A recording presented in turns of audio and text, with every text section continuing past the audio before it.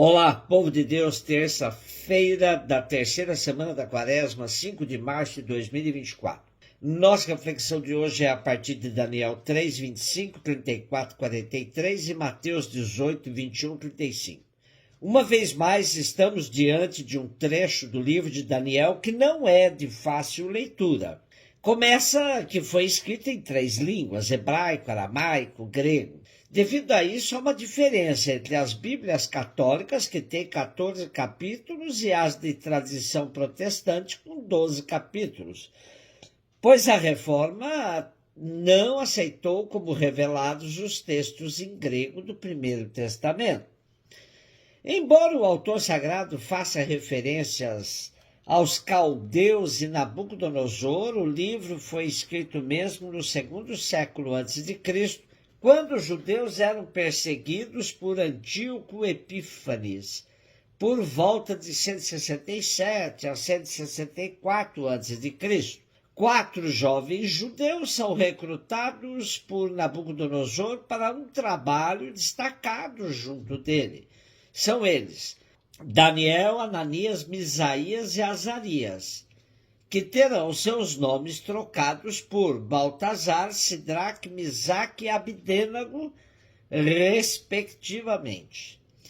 A questão da idolatria é o contexto de fundo do nosso texto de hoje, que tem no início do capítulo a construção de uma estátua de ouro imensa, que deveria ser adorada por todos os súditos de Nabucodonosor. Esse decreto de Nabucodonosor sofreu resistência da parte dos jovens judeus que reagiram e não se ajoelharam. Denunciados, foram atirados numa fornalha ardente com altíssimas chamas de fogo. Só não aparece na fornalha Daniel, mas sim os 3, Ananias, Misael e Azarias. E de dentro da fornalha, salvos por um anjo do Senhor, os 3 jovens rezavam, cantavam e louvavam a Deus de Israel.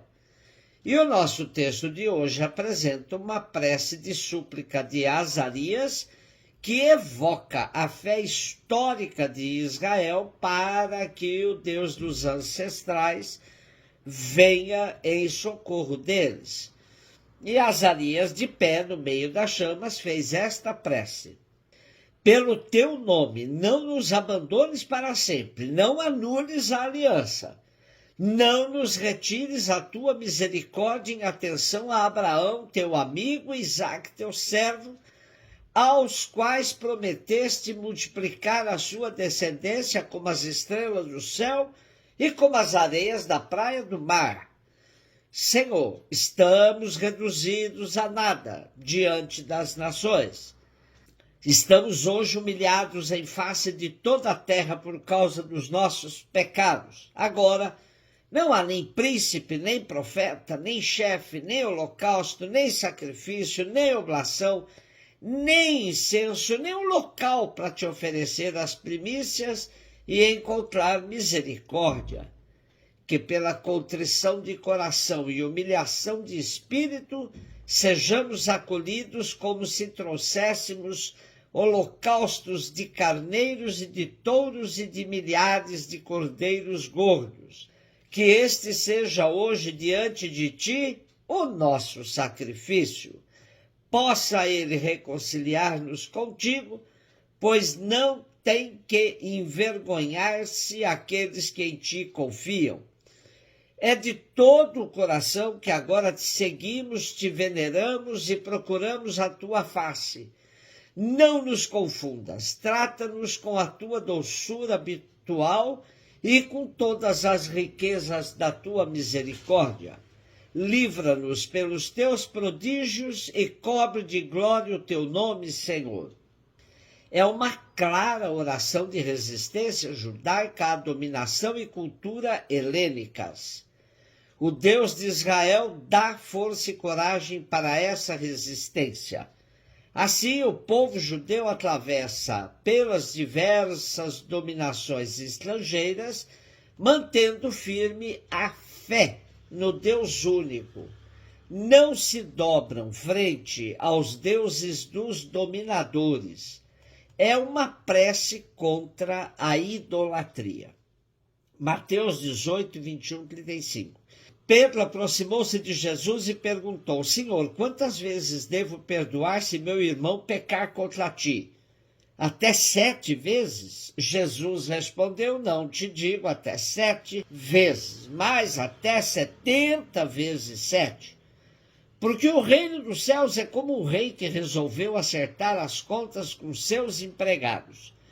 Quando começou o acerto, trouxeram-lhe um que lhe devia uma enorme fortuna.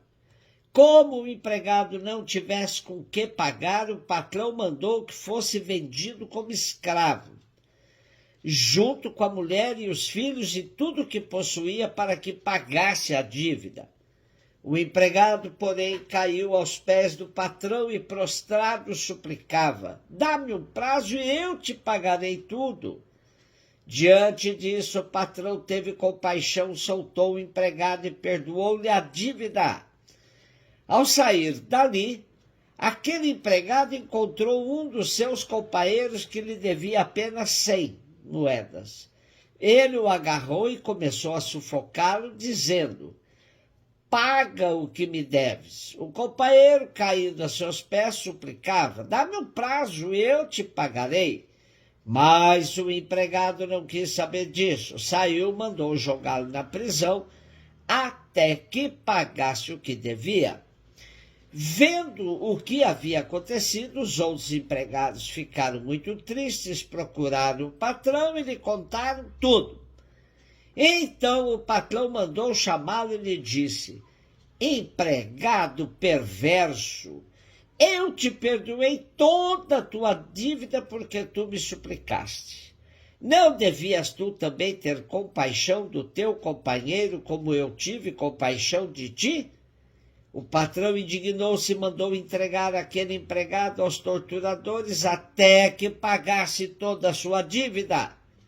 É assim que meu Pai que está nos céus fará convosco, se cada um não perdoar de coração ao seu irmão.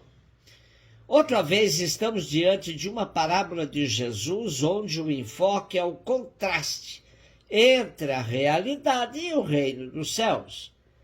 Pedro seguia pela realidade e dentro dela sua atitude é bastante generosa. Perdoar 7 vezes já é muito. Mas Jesus convida Pedro e todos nós a abandonarmos a lógica comum para entrarmos na lógica do reino. Para marcar essa distância, a parábola se serve uma vez mais da hipérbole, isto é, do exagero na comparação. Levemos em conta que a dívida perdoada pelo patrão equivale a uma enorme fortuna, 10.000 talentos, que corresponde a 100 milhões de denários. Essa quantia absurda serve para fazer o contraste com a pequena dívida do outro servo, apenas 100 denários. Fica evidente a imensa misericórdia do Pai e a imensa crueldade do servo perdoado, que não teve a mesma compaixão com o servo seu. Nesta perspectiva se entende quando Mateus nos diz: sede perfeitos, como vosso Pai do céu é perfeito. O capítulo 18 de Mateus compreende o discurso de Jesus sobre a comunidade, ou também chamado de discurso eclesiástico. São instruções de Jesus que visam dar base sólida ao relacionamento comunitário dos seus discípulos. A parábola nos mostra que a graça que recebemos de Deus é sem limites e deve ser fonte de bênçãos e graças no relacionamento entre irmãos. Recebemos tanto de Deus que nada justifica o nosso relacionamento mesquinho e avarento com aqueles com os quais partilhamos a nossa comunidade. Um beijo no seu coração.